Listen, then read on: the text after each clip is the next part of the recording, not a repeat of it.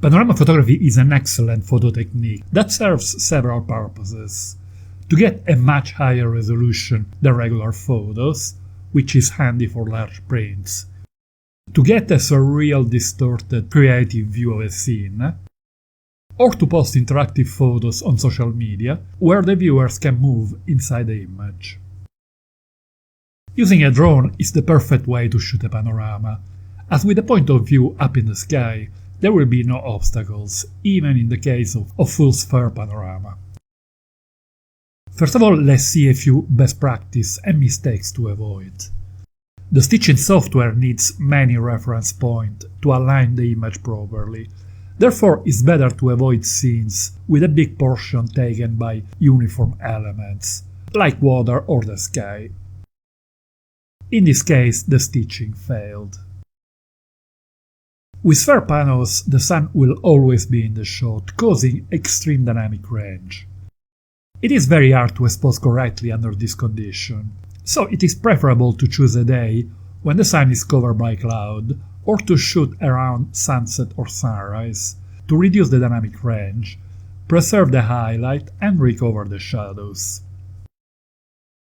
The use of polarizing filters is to be avoided, as they react differently according to the angle of light, creating severe banding in the sky. I always shoot videos and photos in manual exposure, but in the case of Panorama, auto exposure is handy as it reduces the dynamic range by raising the shadows. We access Panorama mode via the photo video button above the shutter, on the right part of the menu, through the icon at the bottom.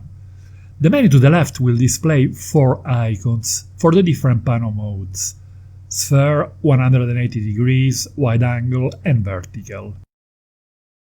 Note that we can only access the panorama function when the drone is flying. DJI Fly Up will automatically stitch a JPEG panorama. I will check the quality obtained with this method later on in this video. We can then choose whether we want to keep each file either in RAW or in JPEG format to process and stitch the images using a third-party program. It is not possible to save them in both formats. In the past, I would only use RAW files, but the stitching program must have the lens profile of the specific model, otherwise there will be severe banding around the stitching points due to a strong vignette, which is very hard to fix manually.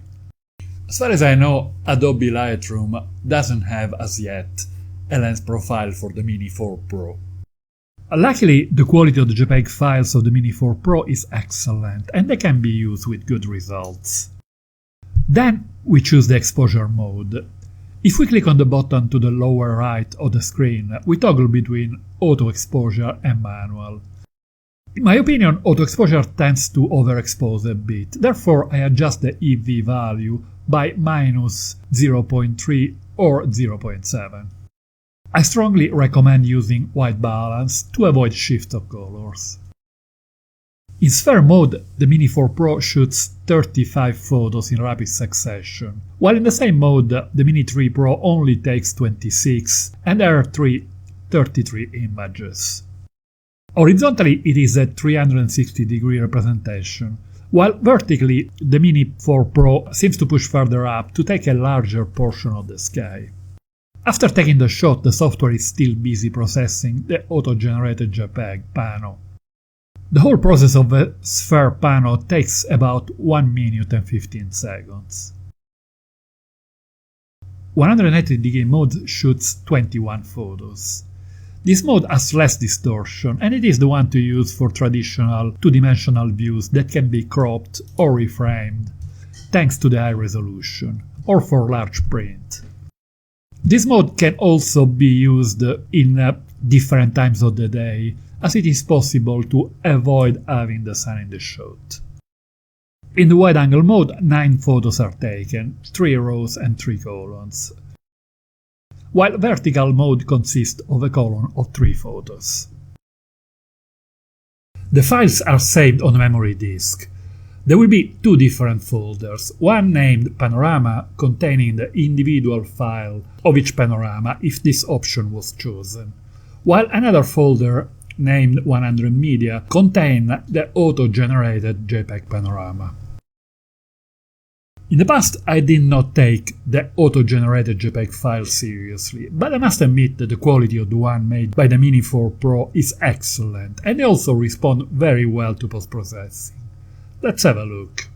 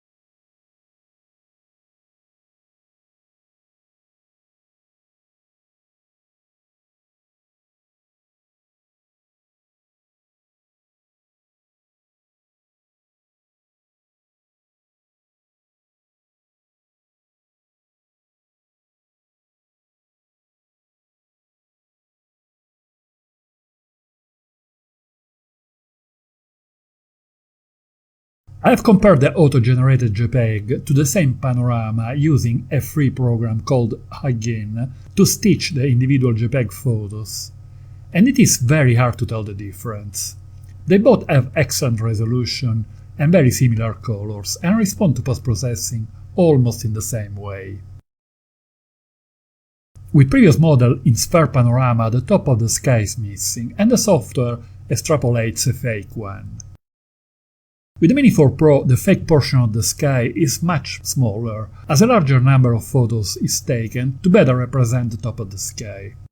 Also, the distortion is not as pronounced as in previous models. To process and color grade the images, I have used Luminar Neo, my program of choice for photo post-processing. It doesn't have panorama functionality, but it is possible to use Again to stitch the images and then edit them in Luminar. You will find a link with a coupon discount code for Luminar Neo in the description. You can watch my video about it by clicking on the link on the screen. A sphere panorama can be transferred to a computer or a mobile device and used as an interactive image to scroll around it in 360 degrees. It can also be easily shared on social media with the same functionalities. I was going to show you how to do it, but I stumbled upon this excellent video made by the channel Tim Randall Spires that describes all the steps needed. It is so well explained that I suggest watching it instead of duplicating similar content. This way I will also give the deserved credit to the author. You will find a link in the description below.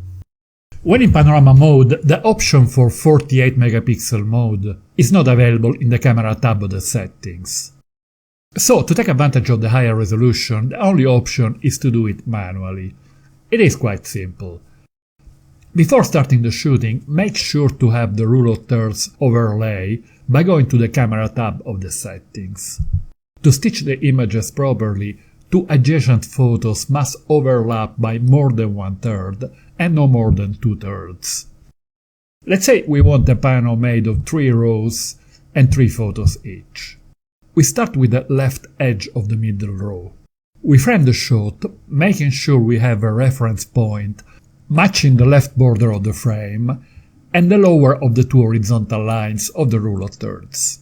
After hitting the shutter, we pan to the left until the reference point is just past the left vertical line. After taking the photo, we pan again to the left until the same point is to the right of the second vertical line. After shooting the last photo of the middle row, we tilt the camera up until the reference point is just below the lower edge of the frame. We can now take 3 photos as we did before, but in the opposite direction, panning to the right. At the end of the bottom row, we tilt the camera down until the reference point is above the top horizontal line and take 3 more shots panning to the left. This is the result of the 48 megapixel mode panorama, which can be useful when a higher resolution is needed, for example in the case of large prints or deep crops. Click on this link to watch my video about photography with the Mini 4 Pro. And don't forget to hit the like button if you find this video interesting. Thank you.